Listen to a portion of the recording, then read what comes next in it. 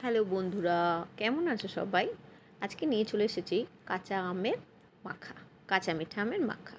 কে কে ভালোবাসো বলো কিন্তু। এটা আমি গাছ থেকে পেড়ে নিয়েছি, তারপর আমের খোসাটা ছিলে নিয়েছি।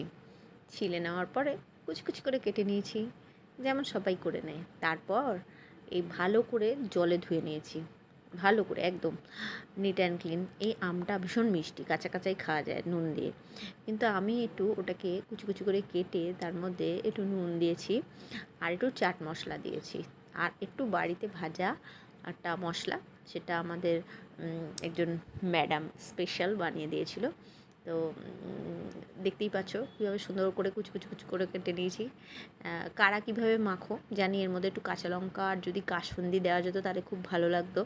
যাই হোক, আমার কাছে কাসুন্দি আর কাঁচা লঙ্কা অ্যাভেলেবেল ছিল না। তো এটা স্কুলে যখন বাচ্চারা সবাই চলে গেছিলো তখন এটা মাখা হয়েছিল।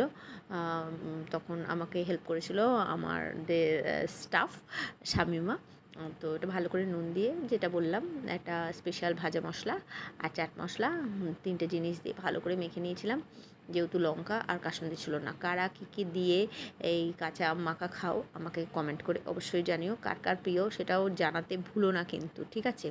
যাই হোক, বেশি লম্বা করব না, আমার তো দেখে জিভে জল চলে আসছে। আমাকে কমেন্ট করে জানিও কিন্তু, ঠিক আছে? চলো টাটা, দেখা হবে অন্য একটা ভিডিওতে। খাবো করেছিস?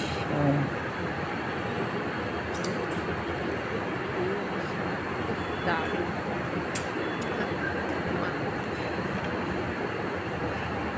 দারুণ।